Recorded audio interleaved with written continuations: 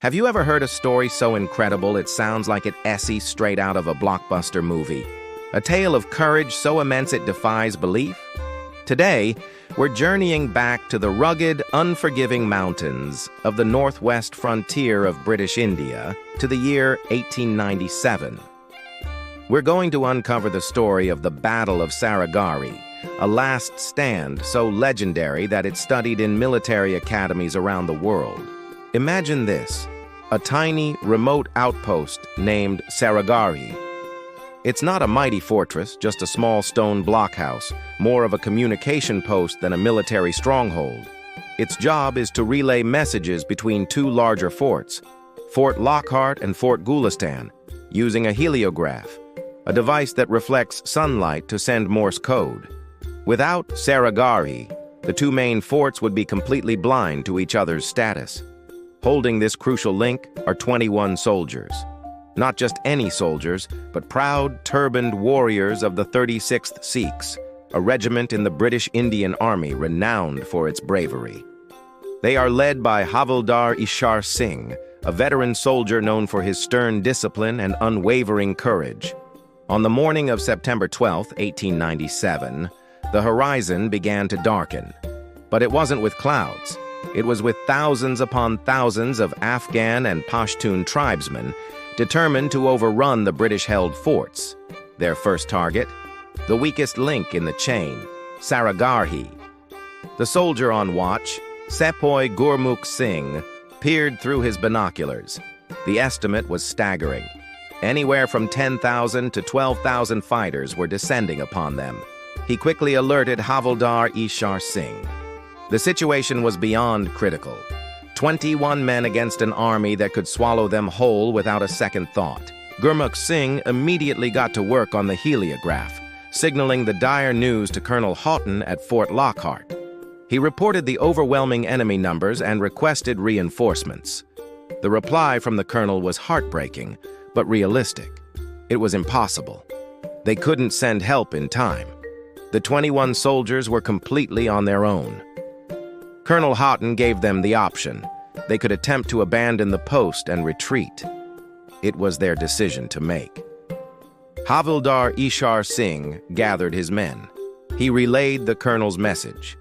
They had a choice: abandon their post and try to save themselves, or stand their ground, uphold their duty, and defend the Sikh tradition of fighting to the last man for a just cause. What would you do in that situation? The odds weren't just bad, they were impossible. Yet, for these men, the answer was clear. Unanimously, they voted to fight. To them, duty, honor, and their oath were more important than life itself.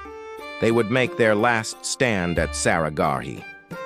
Gurmukh Singh signaled their final defiant decision back to Fort Lockhart. Request to fight to the death. The battle began. The massive tribal army swarmed towards the small outpost. The 21 Sikhs, calm and collected, took their positions. Every man knew his role. They were heavily outnumbered, but they had one advantage: the high ground and the protective, albeit weak, walls of the post. They held their fire until the enemy was within effective range, making every single bullet count. The air exploded with the roar of rifles. For hours, the 21 soldiers repelled wave after wave of attacks. The tribesmen, shocked by the fierce resistance from such a small force, suffered heavy casualties. They couldn't believe that a handful of men were holding back an entire army.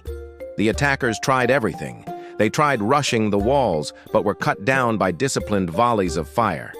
They tried to set the post on fire, but the Sikhs fought with a fury that seemed almost superhuman. Each time the enemy got close to the gate, they were beaten back.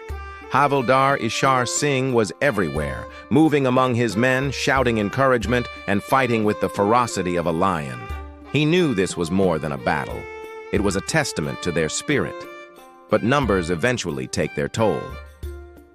Ammunition began to run low. One by one, the brave Sikhs started to fall. Yet, even when wounded, they continued to fight. Legend says one soldier, Bhagwan Singh, was the first to fall. As the enemy breached a section of the wall, another soldier, Lal Singh, single-handedly dragged his fallen comrade's body back inside while continuing to fire his rifle, ensuring no disrespect came to the fallen. The fighting became even more desperate. The enemy finally managed to breach the main gate after setting it ablaze. The battle moved inside the post to brutal hand-to-hand combat.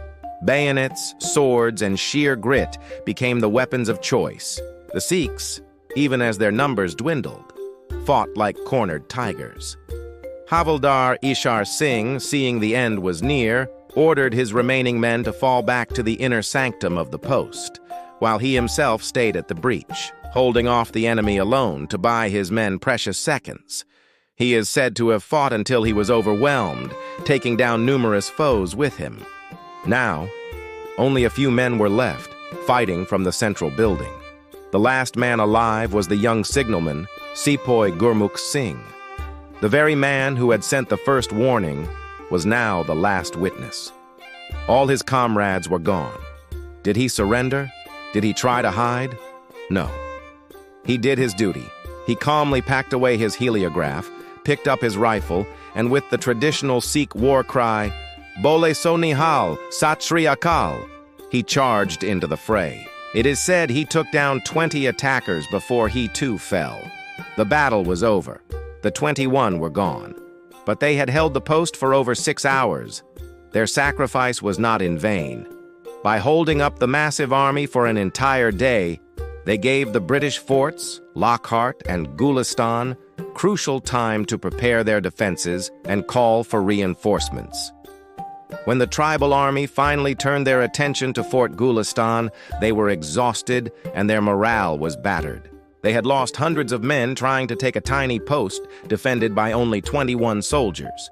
They failed to capture the main forts, and their campaign crumbled. The 21 men of the 36th Sikhs had saved the entire region. The story of their valor spread like wildfire. The British Parliament gave them a standing ovation. Queen Victoria herself praised their courage. Every single one of the 21 soldiers was posthumously awarded the Indian Order of Merit, the highest award for gallantry an Indian soldier could receive at the time. It was an unprecedented honor, recognizing the entire detachment for their collective bravery. Their story became a symbol of courage against impossible odds, a lesson in devotion to duty. Today, the Battle of Saragarhi is commemorated every year on September 12th as Saragarhi Day by the Sikh Regiment. It serves as a powerful reminder that true strength isn't about numbers, but about the spirit, the courage, and the unwavering commitment to stand for what you believe in, even in the face of certain death.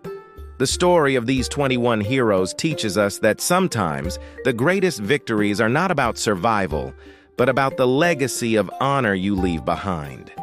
Thank you so much for joining me on this incredible journey into the past. If you were as moved by this story of courage as I was, please hit that like button and subscribe to our channel for more amazing stories from history. Don't forget to ring the notification bell so you never miss an update. See you in the next video.